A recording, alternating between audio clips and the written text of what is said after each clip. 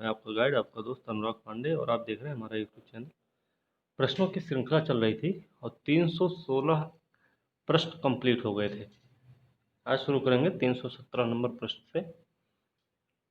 तो आइए शुरू करते हैं आज का प्रश्न, और इम्पोर्टेंट होंगे यूपीएससी और स्टेट पीएससी के लिए, साथ में और भी जो अन्य परीक्षाएं होती हैं उनमें भी, उनके लिए भी महत्वपूर्ण होगा, क्योंकि उनमें भी हिस्ट्री है, ज्योग्राफी, पॉलिटी, इकोनॉमिक्स और साइंस है वो, या कुछ भी पूछे जाते हैं प्रश्न उनसे संबंधित। तो आइए शुरू करते हैं आज का प्रश्न, और वीडियो को लास्ट तक जरूर देखें, साथ में वीडियो को लाइक, शेयर, कमेंट करें, और चैनल को सब्सक्राइब करना ना भूलें। बीच में जो प्रश्न पूछे जाते हैं उनका जवाब आप लोग नहीं देते हैं, ये गलत बात है, और ये आपका ही बेनिफिट है इसमें, इसलिए आप उनका जवाब जरूर दिया करें, ठीक है। चलिए शुरू करते हैं आज का प्रश्न। प्रश्न है, अरुणाचल प्रदेश में हाल ही में 2 प्रजातियां कौन कौन सी हैं? स्ट्राइप्ड हेयर स्ट्रेक और मायावी राजकुमार। स्ट्राइप्ड हेयर स्ट्रेक और मायावी राजकुमार की खोज की गई है। तो ये प्रजातियां किससे संबंधित हैं, ये हम आपको बता दें। अरुणाचल प्रदेश में है, ठीक है। तो ये तितलियों की प्रजाति है, ठीक है। तितलियों की प्रजाति है स्ट्राइप्ड हेयर स्ट्रेक और मायावी राजकुमार, ठीक है। देखते हैं क्या है इसमें। इसमें लेपिडो लेपिडोप्टेरिस्टस, ठीक है, लेपिडोप्टेरिस्टस ने अरुणाचल प्रदेश में तितलियों की 2 प्रजाति, कौन कौन, धारीदार हेयर स्ट्रेक और मायावी राजकुमार की खोज की है। किसने की है, ये ध्यान रखना है। तो लेपिडोप्टेरिस्टस, ठीक है ना। धारीदार हेयर स्ट्रेक जो है वो पहले चीन के हैनान प्रांत में, क्या है कि ये पहले चीन के हैनान प्रांत में जापानी एंटोमोलॉजिस्ट द्वारा दर्ज की गई थी। मतलब धारीदार जो हेयर स्ट्रेक है, इसको सबसे पहले चीन के हैनान प्रांत में एक जापानी एंटोमोलॉजिस्ट थे, इन्होंने इसकी खोज की थी, ठीक है। दूसरा, मायावी राजकुमार का वियतनामी कनेक्शन है। ध्यान रखना है कि किसका किससे कनेक्शन है। तो मायावी राजकुमार जो है उनका, उसका कनेक्शन है वियतनाम से, वियतनामी कनेक्शन है। यह पूर्वी हिमालय में पाए जाने वाले ब्लैक प्रिंस के रूप में जाना जाता है। मायावी राजकुमार पूर्वी हिमालय में पाए जाने वाले ब्लैक प्रिंस के नाम से जाना जाता है। वियतनामी कनेक्शन है इसका, ठीक। धारीदार हेयर स्ट्रेक में स्थित था क्या, विजयनगर की सीमा। देखते हैं क्या है कि विजयनगर सीमा म्यांमार, जबकि मायावी राजकुमार की परिधि मियाओ में पाया गया था, नामदफा राष्ट्रीय उद्यान। तो धारीदार हेयर स्ट्रेक जो है ये विजयनगर सीमा म्यांमार में, जबकि मायावी राजकुमार की जो परिधि रही है वो मियाओ में पाई गई है। ये कहाँ, नामदफा राष्ट्रीय उद्यान है, ठीक है। ध्यान रखना है। तो नामदफा राष्ट्रीय उद्यान में ही पाए गए हैं। नामदफा राष्ट्रीय उद्यान अरुणाचल प्रदेश में ही है, तो यहीं पे दोनों पाए गए हैं, लेकिन दोनों की जगह अलग है, ठीक है। तो धारीदार हेयर स्ट्रेक कहाँ है, विजयनगर सीमा जो म्यांमार वाली है, और जो मायावी राजकुमार है ये मियाओ। मियाओ मतलब चीन साइड में हो सकता है, मिला हो ये, तो ध्यान रखना है इनका, ठीक। चलिए अगला प्रश्न देखते हैं क्या है। अगला प्रश्न है, सकतेंग सकतेंग वन्यजीव अभयारण्य के दावों पर विवाद निम्नलिखित में से किस देश के साथ जुड़ा हुआ है? तो ये भारत और भूटान के साथ, नहीं, चीन और भूटान के साथ यह जुड़ा हुआ है। इसका सही उत्तर है ए, ठीक है। तो सकतेंग वन्यजीव अभयारण्य चीन और भूटान का के बीच में विवाद है, इसके लिए, ठीक, सही है ए। देखते हैं क्या है इसमें। भूटान ने, पूर्वी भूटान में है सकतेंग वन्यजीव अभयारण्य, ठीक है। पूर्वी भूटान में सकतेंग वन्यजीव अभयारण्य है। ध्यान रखना है कि कहाँ पे है, पूर्वी भूटान में। चीनी दावों का विरोध करते हुए एक सीमांकन भेजा था, ठीक है। चीन ने हाल ही में संयुक्त राष्ट्र विकास कार्यक्रम मतलब यूएनडीपी की वैश्विक पर्यावरण सुविधा ग्लोबल एनवायरनमेंट फैसिलिटी से सकतेंग अभयारण्य के लिए धन को रोकने का प्रयास किया। किसने, चीन ने क्या किया है, यूएनडीपी की वैश्विक जो पर्यावरण सुविधा है उससे सकतेंग अभयारण्य के लिए धन को रोकने का प्रयास किया, इस आधार पर कि यह विवादित क्षेत्र था, ठीक है। ध्यान रखना क्यों न्यूज में आया है, न्यूज में इसीलिए आया था क्योंकि चीन ने ऐसा किया है। सक्तिंग अभयारण्य को पहले भी चीन से बिना किसी आपत्ति के मिट्टी के कटाव को रोकने की परियोजना के लिए 2018-19 सहित ऐसे अनुदान प्राप्त हुए हैं। ठीक है, ये भी चीज़ आपको ध्यान में रखनी है। चलिए आगे देखते हैं क्या है। संयुक्त राष्ट्र जनसंख्या कोष के बारे में निम्नलिखित कथनों पर विचार करके बताना कौन सा कथन सही है। ध्यान यहाँ जरूर हमेशा रखना है कि सही पूछा गया कि गलत पूछा गया है। तो पहला स्टेटमेंट है, यह संयुक्त राष्ट्र की यौन प्रजनन स्वास्थ्य एजेंसी है। संयुक्त राष्ट्र जनसंख्या कोष जो है वो संयुक्त राष्ट्र की यौन और प्रजनन स्वास्थ्य एजेंसी है। बात सही है। यह संयुक्त राष्ट्र विकास समूह का सदस्य है और इसकी कार्यकारी समिति का हिस्सा भी है। तो ये चीज गलत है इसकी। ठीक है, दूसरा वाला स्टेटमेंट गलत है। और तीसरा स्टेटमेंट है, यूएनएफपीए संयुक्त राष्ट्र के बजट द्वारा समर्थित और संयुक्त राष्ट्र आर्थिक और सामाजिक परिषद इकोसोक, ठीक है, अपना जनादेश स्थापित करती है। तो ये भी बात सही है। तो पहला और तीसरा स्टेटमेंट नहीं, सॉरी, तीसरा स्टेटमेंट गलत है। ठीक है, पहला और संयुक्त राष्ट्र विकास समूह के सदस्य इसकी कार्यकारी समिति का हिस्सा है। पहला और दूसरा सही है, तीसरा गलत है। ठीक है, तीसरा गलत है, पहला और दूसरा सही है, इसलिए इसका सही उत्तर हो जाएगा सी। ठीक है ना, सी, हाँ सही उत्तर सी है। ठीक है, देखते हैं क्या है ये। संयुक्त राष्ट्र जनसंख्या कोष के बारे में जानते हैं। यह संयुक्त राष्ट्र महासभा का एक सहायक अंग है, ध्यान रखना है। यौन और प्रजनन स्वास्थ्य एजेंसी है ये। यूएन संयुक्त राष्ट्र का आर्थिक सामाजिक परिषद इकोसोक अपना जनादेश स्थापित करती है। इसमें 1967 में एक ट्रस्ट फंड के रूप में स्थापित किया गया था। कब स्थापित हुआ है? 1967 में एक ट्रस्ट फंड के रूप में। 1969 में इसका संचालन शुरू हुआ। 1969 में इसका संचालन शुरू किया गया। 87 में इसे आधिकारिक तौर पर संयुक्त राष्ट्र जनसंख्या कोष नाम दिया गया। 67 में ट्रस्ट फंड के रूप में शुरू किया गया, स्थापित हुआ है। 69 में संचालन शुरू हुआ। 87 में आधिकारिक तौर पर संयुक्त राष्ट्र जनसंख्या कोष नाम दिया गया, ध्यान रखना है। लेकिन संयुक्त राष्ट्र के फंड फॉर पॉपुलेशन एक्टिविटीज के लिए मूल संक्षिप्त नाम यूएनएफपीए को बरकरार रखा गया था। ठीक है, तो शुरुआत में जो यूएनएफपीए है वो हमेशा इसका नाम बरकरार ही रहा है, इसमें कोई बदलाव नहीं किया गया, ये भी ध्यान रखना। यूएनएफपीए संयुक्त राष्ट्र के बजट द्वारा समर्थित नहीं है, संयुक्त राष्ट्र के बजट से समर्थित नहीं है। इसकी वजह पूरी तरह से दाता सरकारों, जो अन्य राज्य सरकारें हैं, अंतर सरकारी संगठनों, निजी क्षेत्र, न्यू व्यक्तियों के स्वैच्छिक योगदान के द्वारा यह समर्थित है, ना कि यूएन के द्वारा समर्थित है। ठीक है, यूएनएफपीए क्या है? स्वास्थ्य एसडीजी 3, शिक्षा एसडीजी 4, ध्यान रखना है। स्वास्थ्य एसडीजी 3, शिक्षा एसडीजी 4 और लैंगिक समानता एसडीजी 5 पर सतत विकास लक्ष्य से निपटने के लिए सीधे काम करता है। ये भी चीज आपको ध्यान में रखनी है।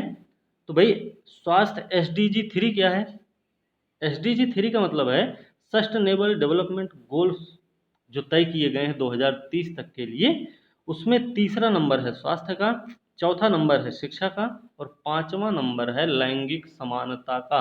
तो इस हिसाब से स्टेटमेंट के रूप में हो सकता है एसडीजी या यूएनएफपीए एसडीजी 3, एसडीजी 4, एसडीजी 5 पर सतत विकास लक्ष्य से निपटने के लिए सीधे काम करता है। तो ये बात सही रहेगी। ठीक, तो शिक्षा, स्वास्थ्य, शिक्षा और लैंगिक समानता से निपटने के लिए सीधे तौर पर काम करता है।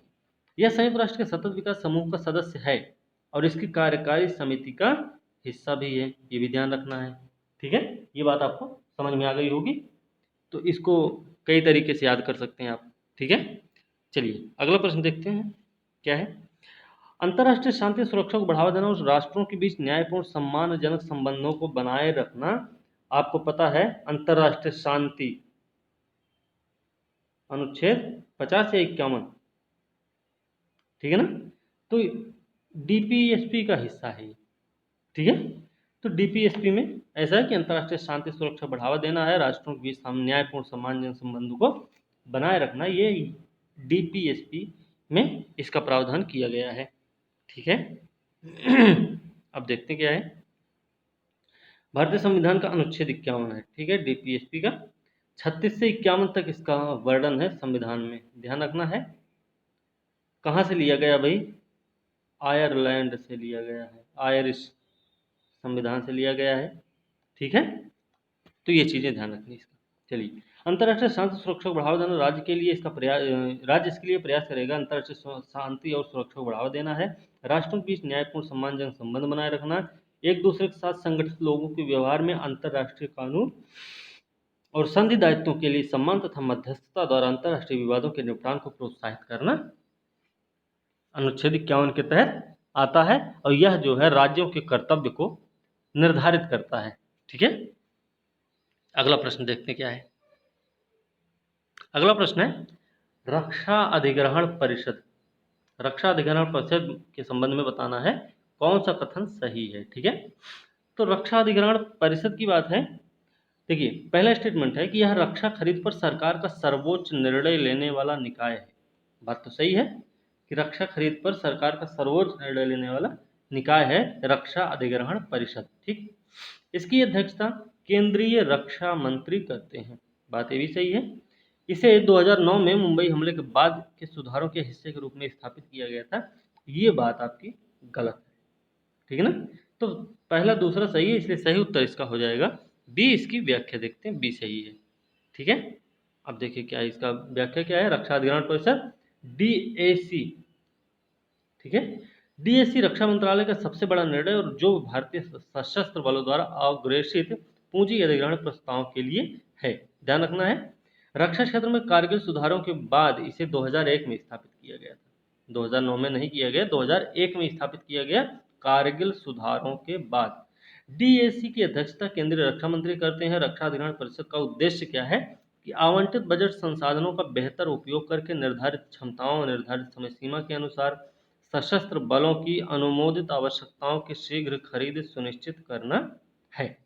ठीक है, ये चीज आपको ध्यान में रखनी है। तो क्या क्या है इसका उद्देश्य, आवंटित बजट संसाधनों का बेहतर उपयोग करना है, निर्धारित क्षमता और निर्धारित समय सीमा के अनुसार सशस्त्र बलों की अनुमोदित आवश्यकताओं की शीघ्र खरीद सुनिश्चित करना है। ये जो है रक्षा अधिग्रहण परिषद का उद्देश्य है। ठीक है, चलिए अगला प्रश्न देखते हैं क्या है।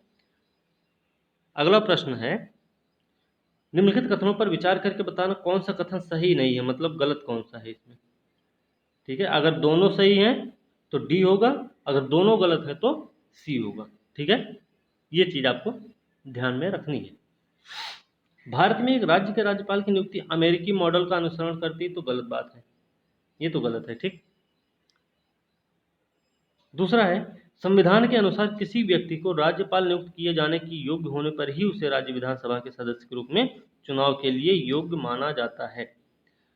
ऐसा तो नहीं है राज्यपाल नियुक्त होने किए जाने की योग्य होगा तभी उसको राज्य विधानसभा के सदस्य के रूप में चुनाव के लिए योग्य माना जाए। दूसरा भी स्टेटमेंट इसलिए गलत हो गया आपका।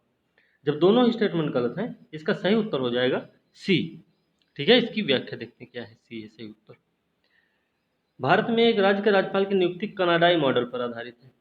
ठीक है, पहला स्टेटमेंट इसलिए गलत हुआ। इसकी योग्यता है कोई भी व्यक्ति राज्य के राज्यपाल के रूप में नियुक्ति के लिए पात्र नहीं होगा जब तक कि वह भारत का नागरिक नहीं है। पहली बात, भारत का नागरिक होना चाहिए। और दूसरी चीज है 35 वर्ष की आयु पूरी कर चुका हो। दो ही प्रकार की योग्यता का वर्णन किया गया है राज्यपाल के लिए, तो ध्यान रखना, एक तो भारत का नागरिक होना चाहिए, दूसरा 35 साल की एज पूरी कर चुका हो।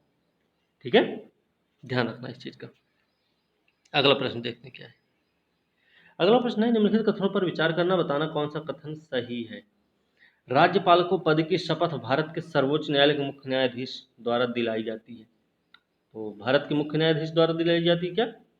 गलत है, क्योंकि भारत के मुख्य न्यायाधीश नहीं, राज्य का जो मुख्य न्यायाधीश होते हैं वो शपथ दिलवाते हैं। ठीक, पहला स्टेटमेंट इसलिए गलत हो गया।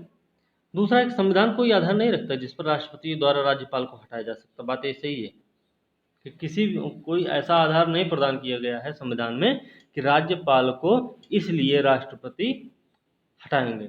ठीक है, तो दूसरा स्टेटमेंट सही, इसलिए सही उत्तर हो जाएगा इसका बी। ठीक है, चलिए व्याख्या देखते हैं इसकी। राज्यपाल को पद की शपथ संबंधित राज्य उच्च न्यायालय के मुख्य न्यायाधीश, ठीक है, और इनकी अनुपस्थिति में उच्च न्यायालय के वरिष्ठ न्यायाधीश। संविधान कोई आधार नहीं रखता जिस पर राष्ट्रपति द्वारा राज्यपाल को हटाया जा सकता है, तो ये बात सही थी। ठीक, चलिए अगला प्रश्न है निम्नलिखित कथनों पर विचार करके बताना कौन सा कथन सही है। तो राज्य के महाधिवक्ता राज्य के महाधिवक्ता को ऐसा पारिश्रमिक प्राप्त होगा जैसा राज्यपाल निर्धारित कर सकता है। बात तो सही है, बात सही है, इसमें कोई गलत नहीं है। ठीक है, सही पूछा गया है इसलिए सही है। राज्य लोक सेवा आयोग का एक सदस्य राज्यपाल की प्रसन्नता के दौरान पद धारण करता है, ये गलत है। ठीक है, मतलब राज्यपाल के प्रसाद पर्यंत पद धारण करता है लोक सेवा आयोग का एक सदस्य। ये बात सही है क्या? गलत है। ठीक है, तो इसलिए सही उत्तर इसका हो जाएगा ए। ठीक है ना, ये भी चीज ध्यान रखनी है। तो पहला स्टेटमेंट हाँ ए सही है इसका उत्तर। देखते हैं क्या है। राज्यपाल किसी राज्य के महाधिवक्ता की नियुक्ति करता है और उसका पारिश्रमिक निर्धारित करता है। गवर्नर की खुशी के दौरान महाधिवक्ता कार्यालय रखता है। ठीक है, राज्य लोक सेवा आयोग के सदस्य को केवल राष्ट्रपति द्वारा हटाया जा सकता है। केवल राष्ट्रपति द्वारा हटाया जा सकता है, ये बात ध्यान रखनी है कि केवल राष्ट्रपति द्वारा ही हटाया जा सकता है, राज्यपाल द्वारा नहीं। ठीक है, वो चाहे कोई हो। चलिए अगला प्रश्न है, निम्नलिखित कथनों पर विचार करके बताना है कौन सा कथन सही नहीं है।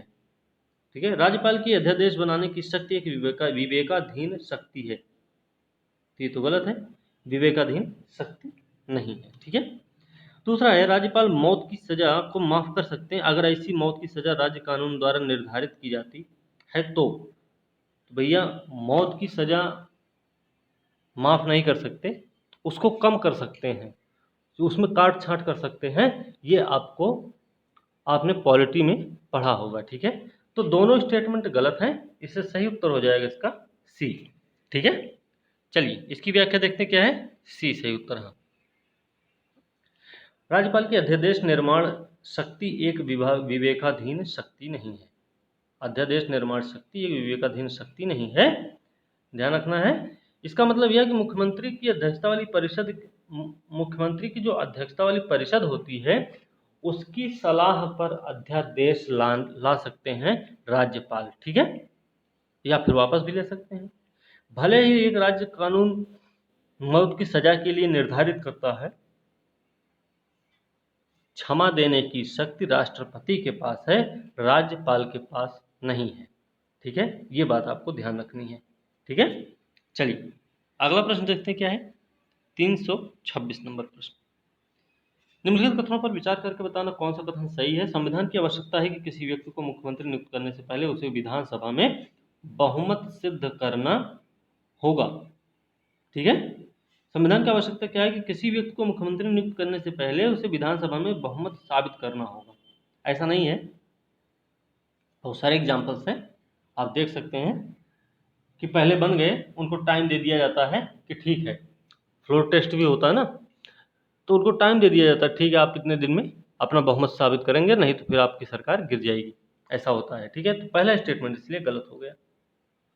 उपराज्यपाल भारत में केंद्र शासित प्रदेशों के प्रशासन के लिए उपयोग किया जाने वाला एकमात्र पदनाम है। क्या सही है गलत है? गलत है ये भी। ठीक है, तो दोनों स्टेटमेंट गलत हैं, इसलिए सही उत्तर इसका हो जाएगा डी। ठीक है ना, चलिए इसकी व्याख्या देखते हैं क्या है। डी सही उत्तर है इसका।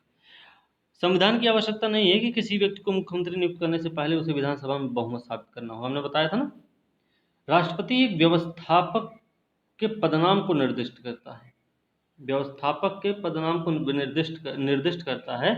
यह उपराज्यपाल, मुख्य आयुक्त, प्रशासक हो सकता है। वर्तमान में दिल्ली, पुडुचेरी, अंडमान निकोबार, जम्मू कश्मीर, लद्दाख, चंडीगढ़, दादरा नगर हवेली, दमन दीव, लक्षद्वीप के प्रशासक के मामलों में क्या है, उपराज्यपाल हैं, इसलिए दूसरा स्टेटमेंट भी गलत हो गया। ठीक है ना, तो ध्यान रखना है। चलिए आगे देखते हैं क्या है। अगला प्रश्न है, निम्नलिखित कथन हैं, ये 5 दिए गए हैं राज्यों के नाम, इनमें बताना कि विधान परिषद कहाँ कहाँ है। तो विधान परिषद बता दे भाई, आंध्रा में तो है। ठीक है, दूसरा बिहार में भी है, आंध्रा में है तो तेलंगाना में भी है। ठीक है, उड़ीसा में नहीं है। अब देखिए उड़ीसा में नहीं है तो 4 नंबर कहाँ है, तो डी आपका कट जाएगा। ठीक है, अब देखिए 1 2 3 तो है, जब 1 2 3 है और 4 नहीं है तो डी कट गया। 1 2 3 है तो पांचवा भी होगा, तो इसलिए सही उत्तर इसका बी हो जाएगा। ठीक है, तो आंध्र प्रदेश, बिहार, तेलंगाना, कर्नाटक, उत्तर प्रदेश,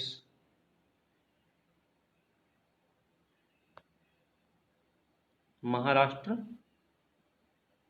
तमिलनाडु, इन 7 राज्यों में है। देखते हैं इसकी व्याख्या क्या है। बी सही उत्तर, इसका व्याख्या देख लेते हैं। नहीं, 6 राज्यों में है, तमिलनाडु में नहीं है, सॉरी।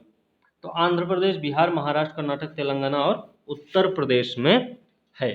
ठीक है, चलिए अगला प्रश्न देखते हैं क्या है। अगला प्रश्न है, संसद सभी केंद्र शासित प्रदेशों के लिए 3 सूची केंद्र राज्य समवर्ती के किसी भी विषय पर कानून बना सकती है। तो ये बात तो बिल्कुल सही है, सही पूछा गया है, इसलिए पहला स्टेटमेंट इसका सही हो गया।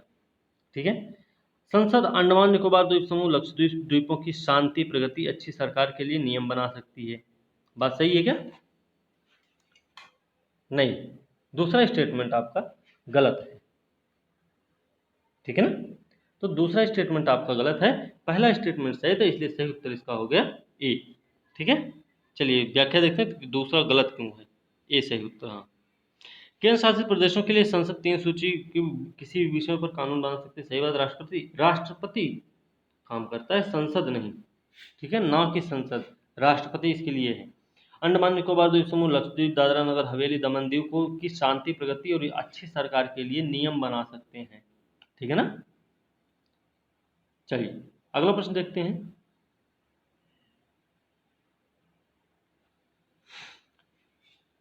निम्नलिखित कथनों पर विचार करके बताना है कौन सा कथन सही है। तो भाई, केंद्र शासित प्रदेश का एक प्रशासक जो होता है राष्ट्रपति का एजेंट होता है, जो एक गवर्नर की तरह राज्य का प्रमुख होता है। बात सही है क्या?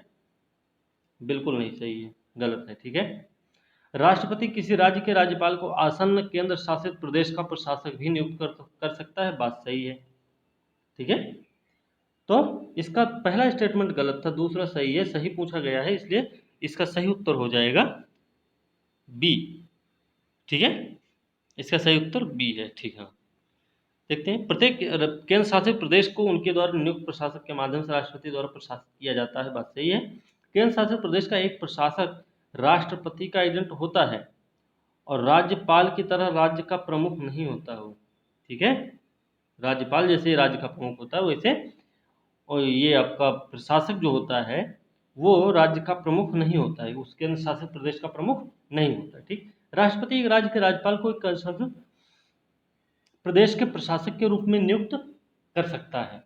ठीक है ना, चलिए ये चीज ध्यान रखनी है। अगला प्रश्न है, भारतीय संदर्भ में बताना है राज्यपाल को निम्नलिखित में किस मामले में संवैधानिक विवेक है, सही स्टेटमेंट बताना हमें।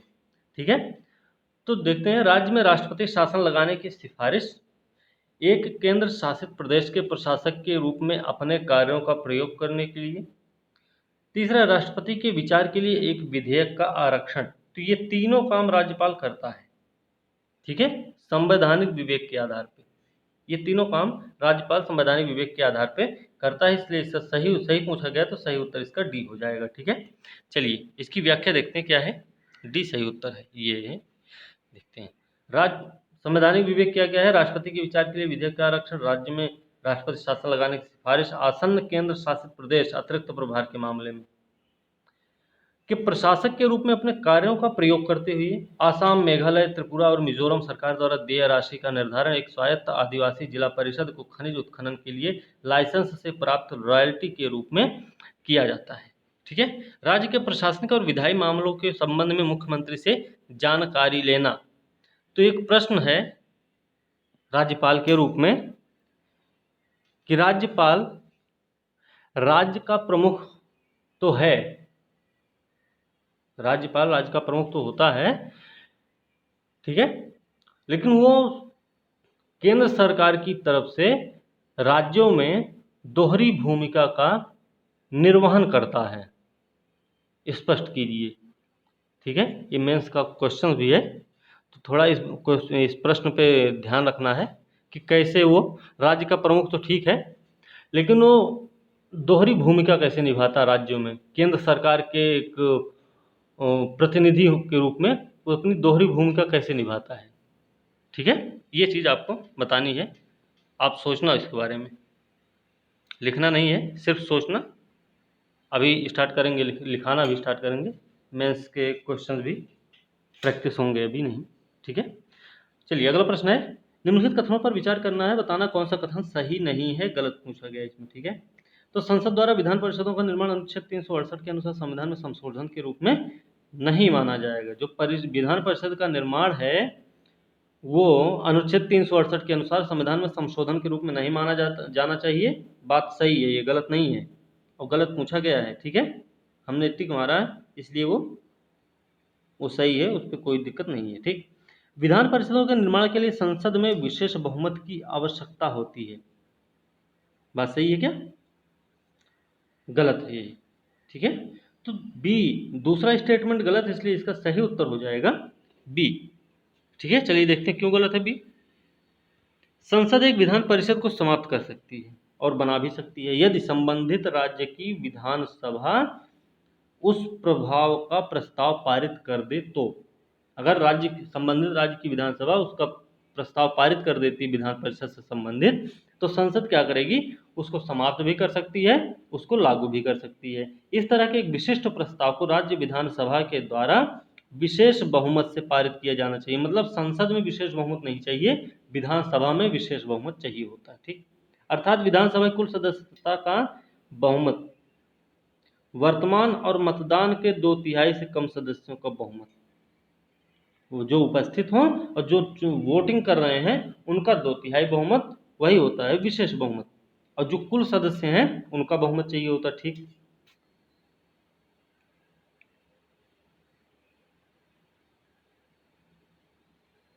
ठीक है, संसद के इस अधिनियम को अनुच्छेद 368 के प्रयोजनों के लिए संविधान के संशोधन के रूप में नहीं समझा जाना चाहिए और इसे कानून के एक साधारण टुकड़े की तरह पारित किया जाता, मतलब साधारण बहुमत के द्वारा। ठीक है, सॉरी, ये लाइन पढ़े सही, लेकिन समझा दिए थोड़ा सा गलत, क्योंकि हम यहाँ ध्यान नहीं दिए थे। ठीक है, तो ये विधान परिषद, अच्छा नहीं, विधानसभा में विशेष बहुमत से पारित किया जाना चाहिए, वो तो बात सही है। ठीक है, ये साधारण बहुमत होगा, 368 के प्रयोजनों के संशोधन के रूप में नहीं समझा जाता है अगर विधान परिषद का निर्माण करना है तो पहले सही है, दूसरा गलत है स्टेटमेंट। अगला प्रश्न देखते हैं क्या है। विश्व बैंक समूह द्वारा 2030 तक हासिल करने के लिए विश्व बैंक समूह द्वारा निर्धारित निम्नलिखित में कौन से 2 लक्ष्य हैं? 2030 तक कुछ कोई लक्ष्य है विश्व बैंक समूह का, वो क्या है इसमें ये बताना हमें। ठीक है ना, तो इसमें अत्यधिक गरीबी को समाप्त करना है और साझा समृद्धि को बढ़ावा देना है। पहला वाला कि अत्यधिक गरीबी को समाप्त करना है, क्या है, अत्यधिक गरीबी को समाप्त करना और साझा समृद्धि को बढ़ावा देना विश्व बैंक समूह का 2030 वाला लक्ष्य है, यही। ठीक है ना, तो ये चीज़ ध्यान रखनी है कि लक्ष्य क्या है। ठीक है ना, देखिए ये है, विश्व बैंक समूह 2030 तक दुनिया के 2 लक्ष्य निर्धारित किए हैं।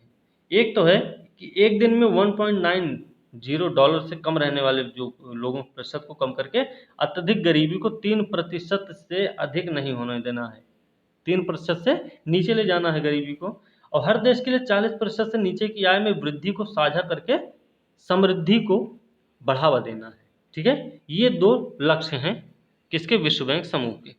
चलिए आगे देखते हैं विश्व बैंक समूह का गठन कौन करता है, देखते हैं। निम्नलिखित में से कौन है जो विश्व बैंक समूह का गठन करते हैं, इनमें सही उत्तर बताना है। तो भाई सही उत्तर हमें बताने हैं इसकी, विश्व बैंक समूह का गठन कौन करते हैं। तो देखिए, पुनर्निर्माण विकास के लिए अंतर्राष्ट्रीय बैंक है, नाम है IBRD। ठीक है, IBRD है, IBRD। ठीक है, दूसरा अंतर्राष्ट्रीय वित्त निगम IFC है ना। तीसरा है अंतर्राष्ट्रीय विकास संघ, ठीक है, इंटरनेशनल डेवलपमेंट यूनियन। ठीक है, अब ये अंतर्राष्ट्रीय मुद्रा कोष विश्व बैंक समूह का हिस्सा है क्या? तो नहीं है। IMF जो है विश्व बैंक समूह का हिस्सा नहीं है, मतलब विश्व बैंक समूह का गठन नहीं करता है IMF, इसलिए पहला ही इसका स्टेटमेंट सही है, ए इसका सही उत्तर होगा। तो देखते हैं कौन कौन से हैं इसमें।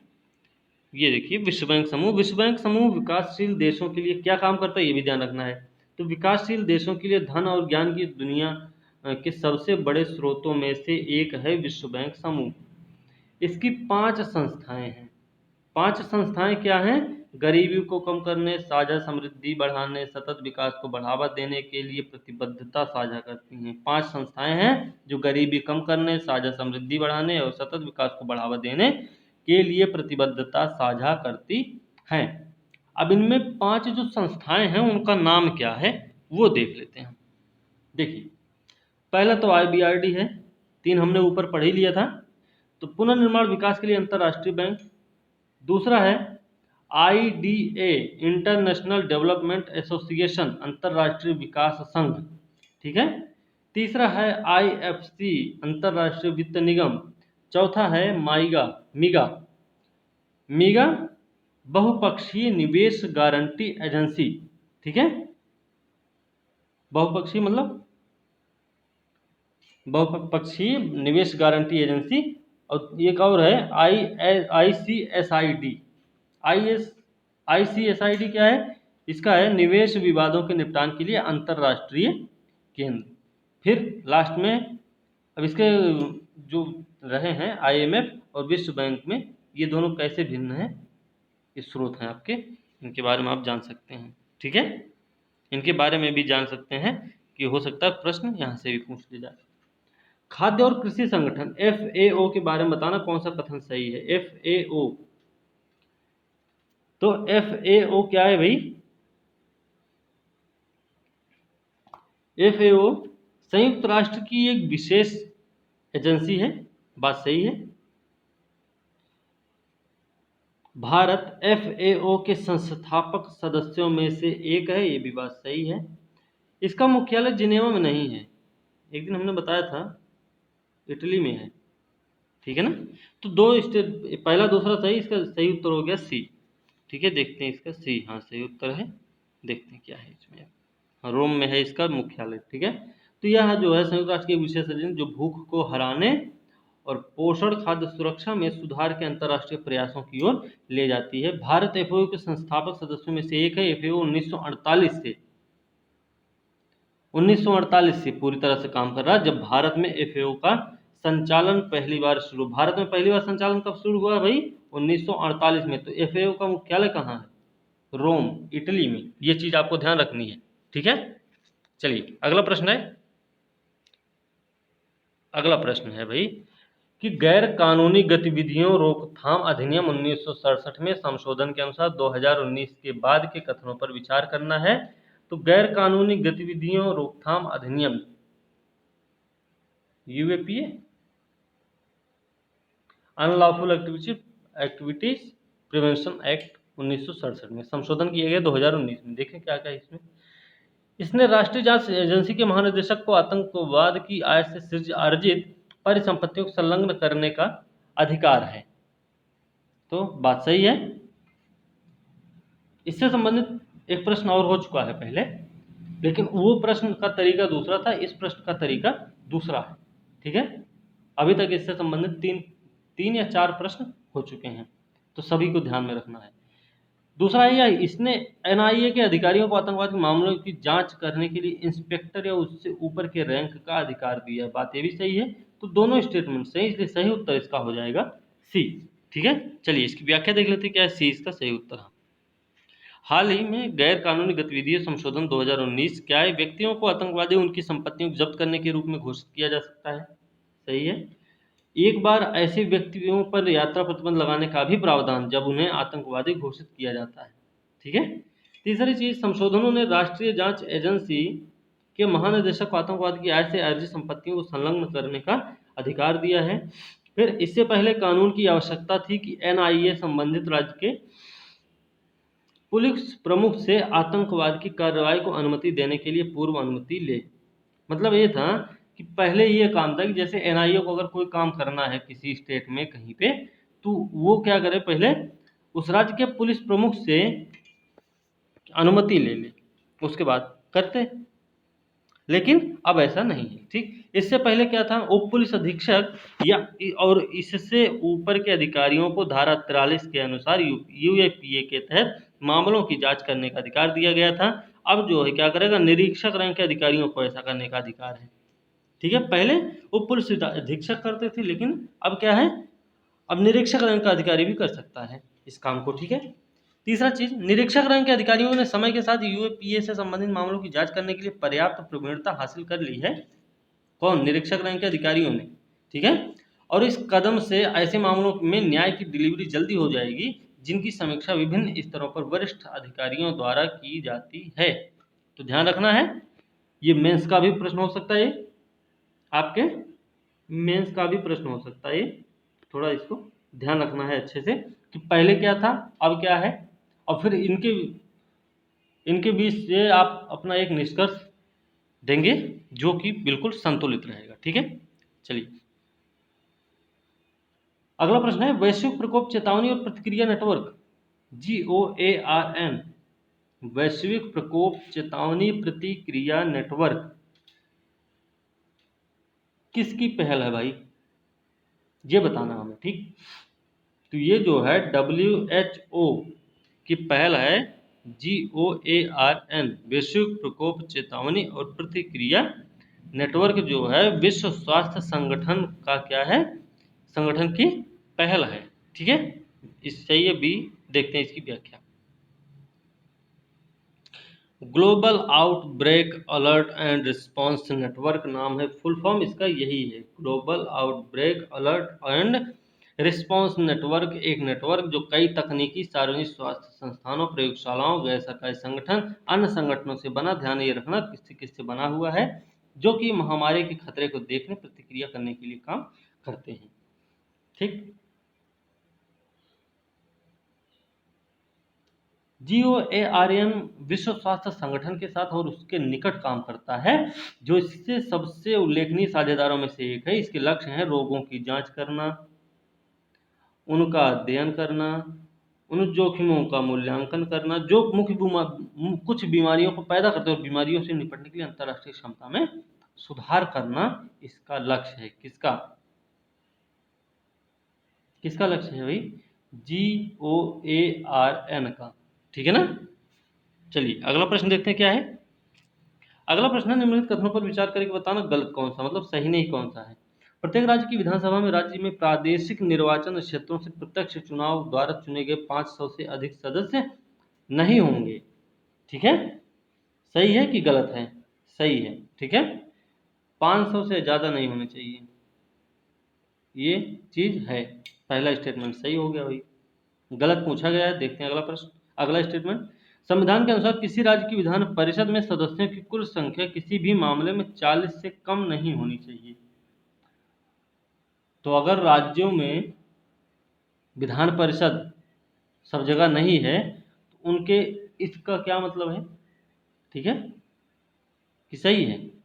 संविधान के अनुसार किसी राज्य की विधान परिषद में सदस्यों की कुल संख्या किसी भी मामले में 40 से कम नहीं होगी विधान परिषद में, ठीक है। दूसरा स्टेटमेंट भी आपका सही हो गया, ठीक है।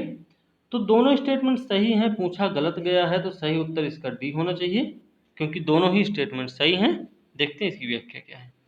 प्रत्येक राज्य की विधानसभा राज्य में प्रादेशिक निर्वाचन क्षेत्रों से प्रत्यक्ष रूप चुनाव द्वारा चुने गए 500 से अधिक सदस्य नहीं होने चाहिए, और संविधान के अनुसार किसी राज्य की विधान परिषद सदस्य कुल संख्या किसी भी मामले में 40 से ज्यादा नहीं होनी चाहिए, ठीक है। चलिए अगला प्रश्न देखते हैं क्या है। अगला प्रश्न है, निम्नलिखित कथनों पर विचार करके बताना कौन सा कथन सही है। कौन सा कथन सही है ये बताना हमें, ठीक। तो एक व्यक्ति विधान परिषद का सदस्य बनने के लिए तक योग्य नहीं होता जब तक वह 35 साल का नहीं हो जाता है। विधान परिषद के लिए 35 साल का होना जरूरी है कि 30 साल? पहला स्टेटमेंट गलत हो गया, ठीक। दूसरा स्टेटमेंट है कि संविधान किसी राज्य विधान परिषद के सदस्यों की कुल संख्या के लिए कोई ऊपरी सीमा निर्धारित नहीं की है। ऐसा नहीं है कि आप किसी भी विधान परिषद में 1000 लोग बैठा दें, 200 लोग बैठा दें, ऐसा तो है नहीं, सबकी एक निश्चित संख्या निर्धारित की गई है। तो दूसरा स्टेटमेंट कोई ऊपरी सीमा संविधान किसी राज्य विधान परिषद के सदस्यों की कुल संख्या के लिए कोई ऊपरी सीमा निर्दिष्ट नहीं की है, तो बात ये भी गलत ही है, ठीक है, ठीक है ना। तो दोनों स्टेटमेंट गलत है, सही पूछा गया इसलिए सही उत्तर इसका डी हो जाएगा, ठीक। चलिए व्याख्या देखते हैं क्या है इसकी, डी इसका सही उत्तर। कोई व्यक्ति विधान परिषद का सदस्य बनने के लिए योग्य तब तक नहीं होता है जब तक वह 30 वर्ष की आयु होता है। नहीं 35 नहीं 30 है, ठीक, ध्यान रखना है। किसी राज्य विधान परिषद सदस्यों की कुल संख्या उस राज्य की विधानसभा में सदस्यों की कुल संख्या की 1/3 से ज्यादा नहीं होगी। बात यही है कि 1/3 से ज्यादा नहीं होगी और 40 से कम, ठीक है ना। चलिए अगला प्रश्न है, जान लेते हैं, ठीक है। आंसर पहले ही ओपन हो गया। इसमें देखिए ओपन निम्नलिखित कथनों पर विचार करके बताना कौन सा कथन सही है, ठीक है। तो विधानसभा के अध्यक्ष विधानसभा के उपाध्यक्ष को अपना इस्तीफा देते हैं, बात तो सही है ना भाई। विधानसभा अध्यक्ष है वो विधानसभा के उपाध्यक्ष को ही अपना इस्तीफा देता है, ठीक है। विधानसभा का प्रत्येक सदस्य अपनी सीट लेने से पहले उच्च न्यायालय के मुख्य न्यायाधीश के समक्ष शपथ लेता है। विधानसभा का प्रत्येक सदस्य, अब यही काम रह गया है कि हर एक सदस्य को उच्च न्यायालय के मुख्य न्यायाधीश आके शपथ दिलवाएं। तो दूसरा स्टेटमेंट गलत है, पहला सही है, इससे सही उत्तर हो गया ए, ठीक है ना। चलिए यहाँ पे सामने भी दिख भी रहा था, विधानसभा का अध्यक्ष विधानसभा को उपाध्यक्ष को इस्तीफा देता, बात सही है। अनुच्छेद 188 क्या है कि विधानसभा किसी राज्य की विधान परिषद का प्रत्येक सदस्य अपनी सीट लेने से पहले राज्यपाल के समक्ष अपनी सदस्यता बनाएगा और सदस्यता लेगा भी, या उसके द्वारा नियुक्त किसी व्यक्ति को इस प्रयोजन के लिए निर्धारित प्रपत्र के अनुसार शपथ या प्रतिज्ञा लेगा जो कि तीसरी सूची में उल्लेखित किया गया है।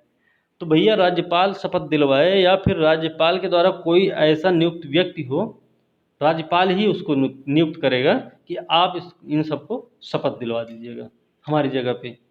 तो या तो राज्यपाल दिलवाएं या फिर उनके द्वारा चुना गया कोई व्यक्ति होगा जो ऐसा करेगा, ठीक है, नियुक्त किसी व्यक्ति को, ठीक है ना, इसमें ध्यान रखना है। और इनके जो शपथ प्रतिज्ञान है ये सब अनुसूची तीसरी अनुसूची में दिया गया है। चलिए अगला प्रश्न है कि भाई निम्नलिखित कथनों पर विचार करके बताना कौन सा कथन सही नहीं है, मतलब गलत कौन सा है। इस चीज को हम हमेशा बार बार बोलते हैं कि गलत कौन सा, ये ध्यान रखना है। तो राज्य विधान परिषद की बैठकें आयोजित करने के लिए कोरम की आवश्यकता नहीं होती, तो गलत बात है, ठीक है। दूसरा है कि अगर किसी भी समय राज्य विधानसभा की बैठक के दौरान कोई कोरम नहीं होता तो स्पीकर सदन को रोकते हैं। रोकेंगे क्यों भाई, रोकेंगे क्यों, चलने देंगे। और ऊपर अगर बताया गया है कोरम नहीं पूरा होता है, ठीक है, तो देखते हैं सी इसका उत्तर होगा, क्योंकि गलत पूछा गया था और दोनों ही स्टेटमेंट गलत थे, इसलिए सही उत्तर हो गया सी, ठीक है। इसकी व्याख्या देख लेते क्या है। राज्य के विधानमंडल की किसी सदन की बैठक का गठन करने के लिए सदन के कुल सदस्यों में से 10 सदस्य या फिर 10वां भाग होगा, जो भी अधिक हो, या तो 10 या फिर 10वां भाग, ठीक। यदि किसी भी समय राज्य विधानसभा की बैठक के दौरान कोई कोरम नहीं होता है तो स्पीकर सदन को स्थगित कर देते या बैठक को स्थगित कर देते तब तक जब तक कि कोई कोरम नहीं हो जाता है, ठीक है। तो दूसरा स्टेटमेंट भी इसलिए गलत था। तो ये गलत क्यों हुआ, क्योंकि दोनों सेम सेम दिख रहे हैं। तो किसी भी समय राज्य विधानसभा की बैठक के दौरान कोई कोरम नहीं होता तो अच्छा रोकते हैं, रोकते नहीं है थोड़ा सा, ठीक है ना। चलिए अगला प्रश्न है कि निम्नलिखित कथनों पर विचार करके बताना कौन सा कथन सही है। तो यदि किसी व्यक्ति को 2 या अधिक राज्यों की विधानसभा में सदस्य के रूप में चुना जाता है राष्ट्रपति द्वारा नियमों में निर्दिष्ट निश्चित अवधि की समाप्ति पर, तो अन्य सभी राज्यों के विधानसभाओं में व्यक्ति की सीट उसके गृह राज्य को छोड़कर खाली हो जाएगी। बात तो सही है, बात तो सही है भाई कि ऐसा होता है, ठीक। स्पीकर राज्य विधानसभा के सदस्य द्वारा प्रस्तुत इस्तीफे को स्वीकार करेगा, बात तो ये भी सही है। तो दोनों ही स्टेटमेंट सही हैं, सही है कि गलत।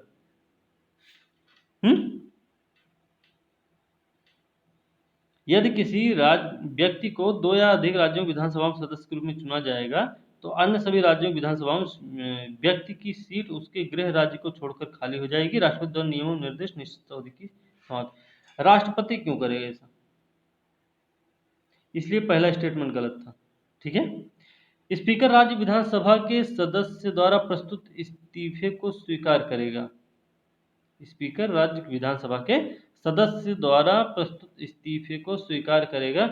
ये वाला स्टेटमेंट हमें समझ नहीं आ रहा है, लेकिन पहला स्टेटमेंट गलत, इसकी देख लेते हैं क्या है इसमें। इसका सही उत्तर है डी, ठीक है, देखते हैं क्या है, अनुच्छेद 192 क्या कहता है कि कोई भी व्यक्ति अगर पहले अनुसूची में निर्दिष्ट 2 या 2 से अधिक राज्यों की विधानसभाओं का सदस्य नहीं होगा, और यदि किसी व्यक्ति को 2 या अधिक ऐसे राज्यों के विधानसभाओं का सदस्य चुना जाता है, तो इस तरह की समाप्ति पर जब तक राष्ट्रपति द्वारा बनाए गए नियमों में निर्दिष्ट किया जा सकता है, ऐसे सभी राज्यों की विधानसभाओं में उस व्यक्ति की सीट खाली हो जाएगी, जब तक कि उसने पहले सभी राज्यों में से एक की विधानसभा में अपनी सीट से इस्तीफा नहीं दिया हो। ठीक है, ये चीज है। दूसरा है कि राज्य विधानसभा के सदस्य के किसी भी इस्तीफे के मामले में यदि प्राप्त जानकारी से अन्यथा या फिर इस तरह की पूछताछ करने के बाद, जैसा कि वह उचित समझता है, अध्यक्ष या फिर अध्यक्ष जैसा भी मामला हो, संतुष्ट है कि ऐसा इस्तीफा स्वैच्छिक नहीं है या वास्तविक नहीं है, वह इस तरह के इस्तीफे को स्वीकार नहीं करेगा। ठीक है, तो इस चीज को भी ध्यान में रखना है। चलिए अगला प्रश्न देखते हैं क्या है। अगला प्रश्न है, राज्य विधायिका में एक साधारण विधायक की विधायी प्रक्रिया के संबंध में बताना कौन सा कथन सही नहीं। राज्य की विधायिका में एक साधारण विधेयक की विधायी प्रक्रिया के बारे में बताना कौन सा कथन सही नहीं है। ठीक है, तो क्या है, जब एक बिल जो परिषद में उत्पन्न हुआ है, विधानसभा में भेजा गया था, विधानसभा द्वारा खारिज कर दिया जाता है, बिल समाप्त हो जाता है, मृत हो जाता है, ऐसा नहीं है। पहला स्टेटमेंट सही है। ठीक, विधेयक को किसी मंत्री निजी सदस्य द्वारा पेश किया जा सकता है, ये भी बात सही है, क्योंकि संसद में हमने बताया भी है, अभी इससे संबंधित बहुत सारे क्वेश्चन हमने आपको बताए हैं। तो दूसरा भी स्टेटमेंट बी वाला सही हो गया। संविधान दोनों सदनों की संयुक्त बैठक की व्यवस्था का प्रावधान करता ताकि दोनों सदनों के बीच असहमति का समाधान हो सके, तो ये गलत है, सी वाला इसका गलत है। ठीक है, तो सी गलत है, बाकी सारे सही है। डी क्या है कि विधानसभा दूसरी बार विधेयक पारित करके विधान परिषद को ओवरराइड कर सकता है, ये भी बात सही है। तो इसका सही उत्तर हो गया सी। ठीक है, देखते हैं इसकी व्याख्या क्या है कि संविधान दोनों सदनों की संयुक्त बैठक के लिए तंत्र प्रदान नहीं करता है। दोनों सदनों की अगर संयुक्त बैठक करनी है तो उसके लिए कोई भी व्यवस्था नहीं देता है संविधान। दोनों सदनों के बीच विधानसभा विधान परिषद की बात हो रही है, ये यहाँ पे ध्यान रखना है। ठीक है ना, राज्य विधायिका के बारे में बात हो रही है। ठीक है, संयुक्त अधिवेशन कब होगा, जब विधान परिषद होगी वहां, तो विधान परिषद ही नहीं जब सब जगह, तो कैसे ऐसे हो सकता है। एक विधेयक को लेकर सहमति हल करने के लिए दूसरी ओर एक साधारण बिल को लेकर दोनों के बीच मतभेद को सुलझाने के लिए लोकसभा राज्यसभा के संयुक्त बैठक का प्रावधान किया जाता है, ना कि राज्यों की विधानसभा का। ठीक है, अगला प्रश्न है, तो अगला प्रश्न है कि 10वीं अनुसूची के तहत अयोग्यता का प्रश्न राज्यपाल द्वारा तय किया जाता है, बताना इसमें कौन सा कथन सही है। तो कहा गया कि 10वीं अनुसूची के तहत अयोग्यता का प्रश्न जो है राज्यपाल द्वारा तय किया जाता है, तो सही है क्या, गलत है पहला। ठीक है, पहला स्टेटमेंट आपका गलत हो गया, क्योंकि अयोग्यता का प्रश्न 10वीं अनुसूची दल बदल कानून है। ठीक है, राज्यपाल उसमें कुछ नहीं करेगा। ठीक, जब राज्यपाल राष्ट्रपति के विचार के लिए कोई विधेयक रखता है तो विधेयक की स्वीकृति में राज्यपाल की आगे कोई भूमिका नहीं होती है, ये बात सही है। जो काम करना होता है राष्ट्रपति करेंगे, फिर उसमें राज्यपाल कुछ नहीं करेंगे। ठीक, तो दूसरा स्टेटमेंट सही, इसलिए सही उत्तर इसका हो गया बी। और सही पूछा गया कौन सा कथन सही, तो सही उत्तर बी हो जाएगा। ठीक है, चलिए इसकी व्याख्या देखते हैं क्या है। 10वीं अनुसूची के तहत अयोग्यता का प्रश्न विधान परिषद के मामले में अध्यक्ष और विधानसभा अध्यक्ष के मामले में तय किया जाता है। ठीक है, समझ गए। जब राष्ट्रपति के विचार के लिए राज्यपाल के पास एक बिल होता है तो कैसे होता है देखते हैं। यदि बिल सदन या सदनों के पुनर्विचार के लिए राष्ट्रपति द्वारा वापस भेज दिया जाता है, राष्ट्रपति अगर उसको वापस भेज देता है और फिर से पारित किया जाता है, तो बिल को केवल राष्ट्रपति के आश्वासन के लिए प्रस्तुत किया जाना चाहिए। एक बार वापस हो जाए, फिर से पुनर्विचार के लिए वापस भेजा गया और फिर से वो पारित कर दिया जाए और राष्ट्रपति के पास भेजा जाता है, तो सिर्फ भेजा इसलिए जाता है कि आपके आश्वासन की अब ज़रूरत है। ठीक है, दूसरी है कि यदि राष्ट्रपति विधेयक पर अपनी सहमति देता है तो यह अधिनियम बनता है। पहले तो होता है बिल के बाद होता है एक्ट। ठीक है, इसका मतलब है कि राज्यपाल की सहमति की आवश्यकता इसमें नहीं होती है। ठीक है, क्योंकि बिल है तो बिल ही रहेगा जब तक राष्ट्रपति उस पर अनुमति अपनी नहीं दे देते। ठीक, राज्यपाल का उसमें कुछ कोई लेना देना नहीं होता। ठीक है ना, इतना ध्यान रखना है। चलिए अगला प्रश्न है कि सही नहीं है बताना, कौन सा कथन सही नहीं है। ठीक है, सही है, कौन सा कथन सही है बताना है। किसी भी राज्य की विधानसभा के सदस्य संसद द्वारा समय समय पर निर्धारित किए जा रहे वेतन और भत्ते को पाने के हकदार होंगे। क्यों भाई, विधानसभा है तो उनके सदस्यों के वेतन भत्ते के को निर्धारित करने के हकदार ये क्यों होंगे। ठीक है, तो पहला स्टेटमेंट गलत हो गया, सही पूछा गया था इसलिए बता रहे हैं। ठीक, दूसरा स्टेटमेंट, राज्य के विधान परिषद के सदस्य कानून द्वारा राज्य के विधानमंडल द्वारा समय समय पर निर्धारित किए गए वेतन भत्ते प्राप्त करने के हकदार होंगे, ये बात सही है। ठीक है, तो दूसरा स्टेटमेंट सही है, पहला स्टेटमेंट गलत था, इसलिए सही उत्तर इसका हो गया बी। देखते हैं क्यों, पहला क्यों गलत था भाई। विधानसभा और राज्य की विधान परिषद सदस्य जो है कानून द्वारा राज्य के विधानमंडल द्वारा समय समय पर निर्धारित किए गए वेतन भत्ते प्राप्त करने के हकदार होते हैं, इसमें संसद का कोई भी हस्तक्षेप नहीं होता। ठीक है ना। चलिए अगला प्रश्न देखते हैं क्या है। अगला प्रश्न है, निम्नलिखित कथनों पर विचार करके बताना है कौन सा कथन सही है। निम्नलिखित कथनों पर विचार करके बताना है कौन सा कथन सही है। तो मनी बिल को राज्यसभा में पेश किया जा सकता है, सही पूछा गया है, ध्यान रखना। तो धन विधेयक, मनी बिल का मतलब है धन विधेयक। ठीक है, तो मनी बिल को राज्यसभा में पेश किया जाता है क्या? नहीं। ठीक है, दूसरा है, जब राष्ट्रपति के विचार के लिए मनी बिल आरक्षित किया जाता है तो राष्ट्रपति बिल को स्वीकार नहीं कर सकते, मनी बिल को स्वीकार करना ही पड़ता है। ठीक है, तो दूसरा भी स्टेटमेंट गलत हो गया। ठीक है, तो दोनों स्टेटमेंट जब गलत ही हैं तो इसका सही उत्तर क्या हो जाएगा? डी। ठीक है ना। चलिए, डी इसका सही उत्तर है। धन विधेयक विधान परिषद में पेश नहीं किया जाएगा, बात सही है। जब कोई धन विधेयक राष्ट्रपति के विचार के लिए आरक्षित होता तो राष्ट्रपति विधेयक को अपनी सहमति दे सकता है या विधेयक पर अपनी सहमति दे सकता, लेकिन राज्य विधानमंडल पुनर्विचार के लिए बिल वापस नहीं भेज सकता है। ठीक है, अपने पास रख लेगा या फिर सहमति दे देगा, लेकिन उसको वापस नहीं भेजेगा धन विधेयक वाले मामले में। बाकी सब में हो सकता है, लेकिन धन विधेयक के मामले में ऐसा नहीं कर सकता राष्ट्रपति, ये ध्यान रखना। ठीक, चलिए अगला प्रश्न देखते हैं क्या है। अगला प्रश्न है, निम्नलिखित कथनों पर विचार करके बताना कौन सा कथन सही नहीं है। तो भाई देखते हैं कौन सा कथन सही नहीं है। राज्य के विधानमंडल में लंबित एक विधेयक सदन के प्रचार के कारण व्यतीत नहीं होगा। ठीक है, तो पहला स्टेटमेंट सही है कि राज्य विधानमंडल कोई विधेयक अगर लंबित पड़ा हुआ है तो उसका ये मतलब नहीं कि विधेयक जो है सदन के प्रचार के कारण उसमें टाइम बर्बाद हो रहा है, उसको रोका गया है क्योंकि वो अभी सत्र में नहीं है। ठीक है, तो पहला स्टेटमेंट सही है। राज्य के विधान परिषद में लंबित एक विधेयक जो विधानसभा द्वारा पारित नहीं किया गया है, लंबित एक विधेयक जो विधानसभा द्वारा पारित नहीं किया गया विधानसभा के विघटन पर व्यापक नहीं होगा, बात ये भी सही है? तो दोनों ही स्टेटमेंट सही है, गलत पूछा गया था यहाँ पे, ये गलत पूछे थे, इसलिए इसका सही उत्तर हो जाएगा डी।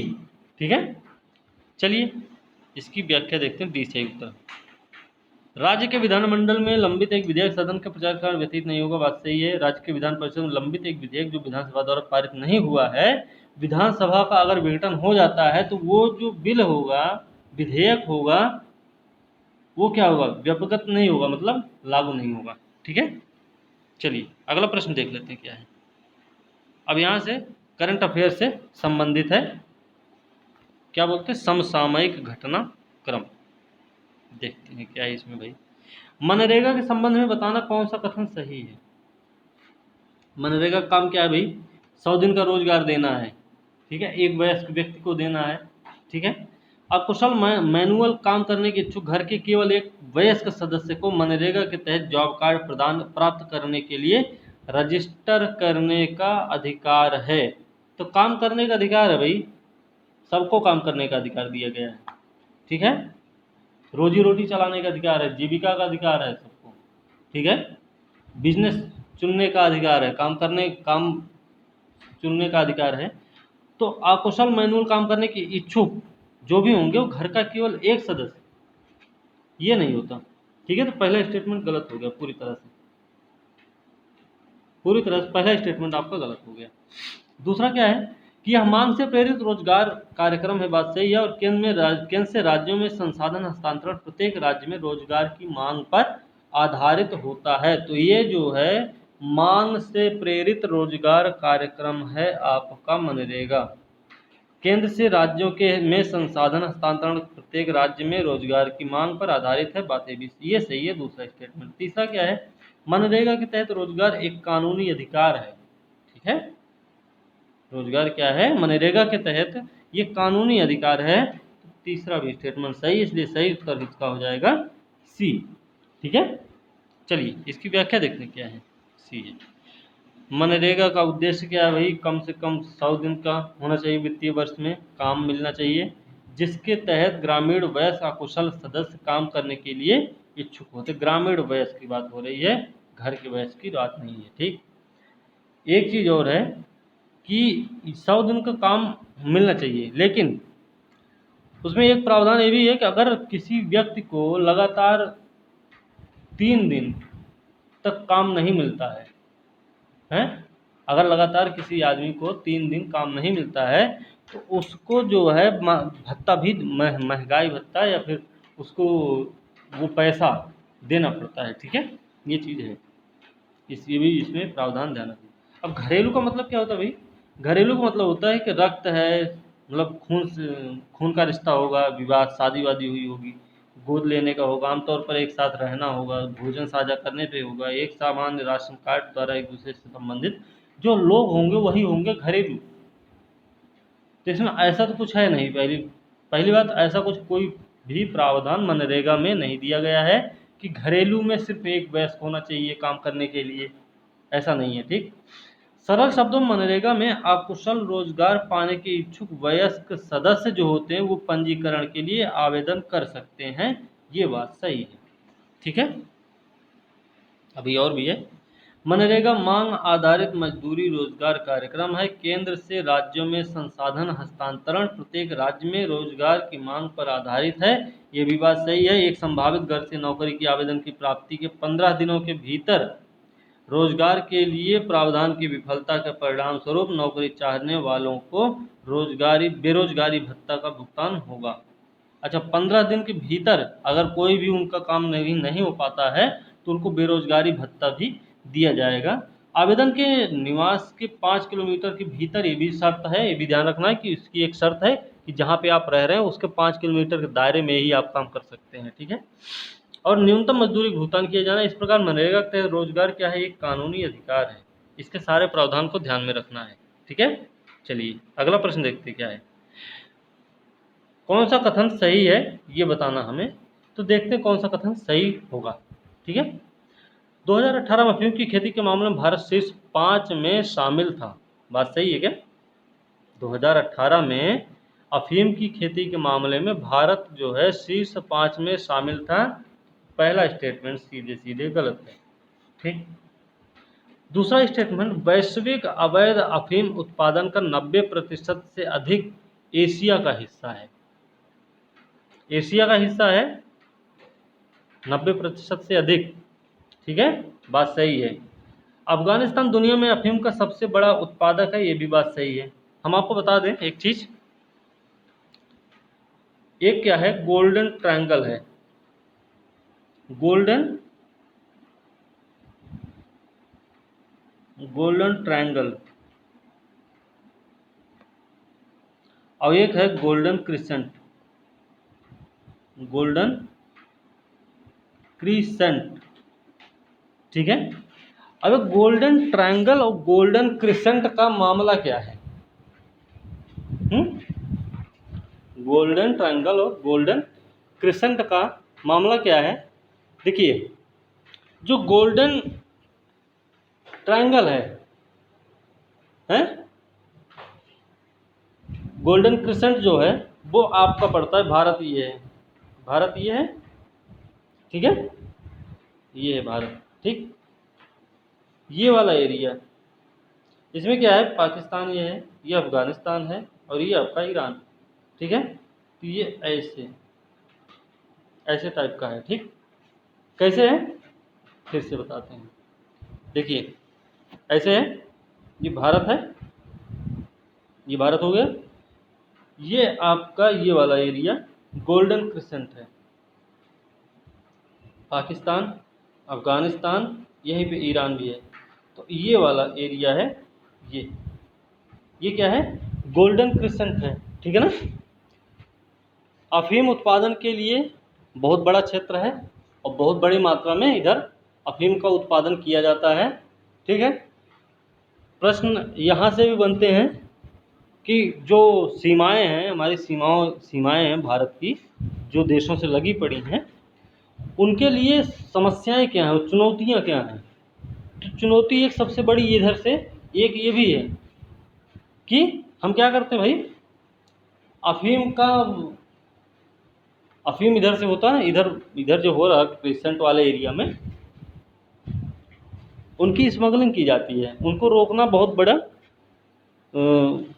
हमारे लिए एक बना रहता है, बहुत परेशानी होती है उससे। और दूसरा है गोल्डन ट्रायंगल। गोल्डन ट्रायंगल ये वाला एरिया है। इसमें कौन कौन सा है भाई, ये म्यांमार, ठीक है, म्यांमार हो गया। दूसरा है लाओस, ये थाईलैंड, ये लाओस, ठीक है, ऐसे ऐसे है ये, ठीक है। तो ये दोनों चीज़ें ध्यान रखनी, ये दोनों चीज़ें। तो ट्रायंगल किधर पड़ेगा, भारत के पूर्वी छोर पे, और पश्चिमी छोर पे क्या पड़ रहा है आपका, गोल्डन क्रिसेंट, ठीक है। तो इसका सही उत्तर क्या है, इसका सही उत्तर हो गया बी, पहला गलत है, ठीक है ना। चलिए देखते क्या है, बी सही उत्तर। हाँ, अफीम का अवैध रूप से लगभग 50 देशों में उत्पादन किया जाता है। हालांकि पिछले 5 वर्षों में अफीम के कुल वैश्विक उत्पादन का 97% सिर्फ 3 देशों में पैदा हुआ है। उसमें अफगानिस्तान सबसे बड़ा है 84%, फिर म्यांमार है, फिर मैक्सिको है। अफगानिस्तान, म्यांमार और मैक्सिको, सबसे ज़्यादा अफगानिस्तान में अफीम की खेती होती है, अफीम का उत्पादन हो रहा है, ठीक। 2018 में अफीम की जब्ती के मामले में भारत शीर्ष 5 में रहा है, शीर्ष 5 में शामिल रहा है, तो चौथा स्थान रहा भारत का। अफीम उत्पादन नहीं, ठीक है, इसलिए पहला गलत हो गया था। जब्ती मतलब पकड़े जाने की बात है यहाँ पे, ठीक है ना। वैश्विक अफीम उत्पादन 90% अधिक एशिया और ओपिएट्स के लिए दुनिया का सबसे बड़ा खपत बाजार भी है। अफीम उत्पादन में 90% से अधिक, और ओपिएट्स जो होता है वो बोलते पोस्ता होता, तो उसका सबसे बड़ी खपत बाजार भी एशिया ही है। कुल अफीम का 84% उत्पादन अफगानिस्तान में किया जाता है, ये भी चीज़ ध्यान रखनी है। तो गोल्डन ट्रायंगल, गोल्डन क्रिसेंट आपको पता हो गया होगा, ठीक। चलिए अगला प्रश्न है, आ गया है, चलिए उत्तर सामने दिख गया।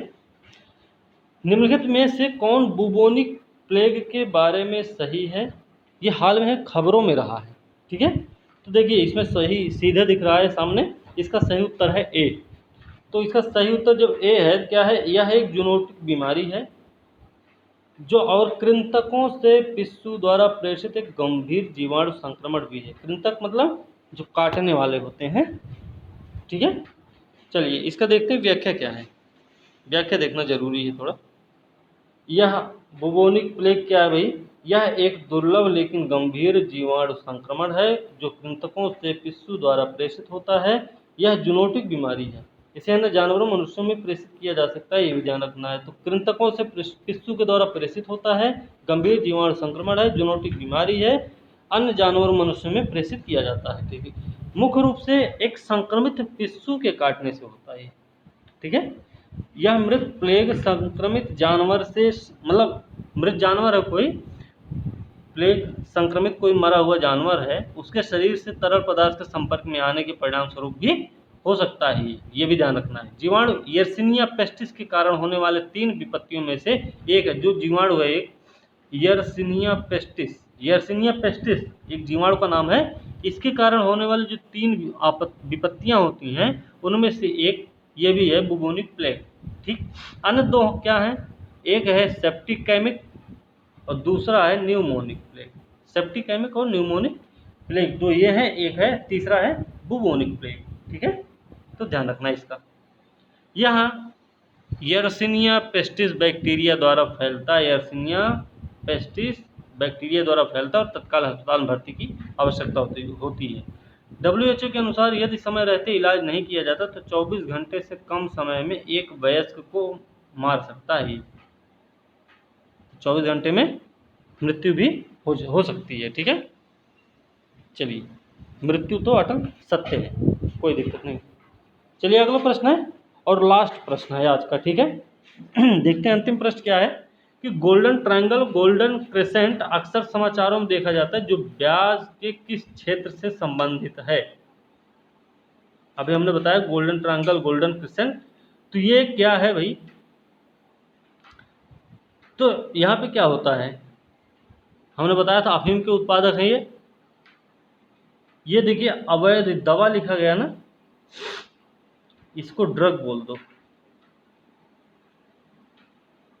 ठीक है, तो इसका सही उत्तर डी हो जाएगा। ठीक है ना। और दुनिया में अवैध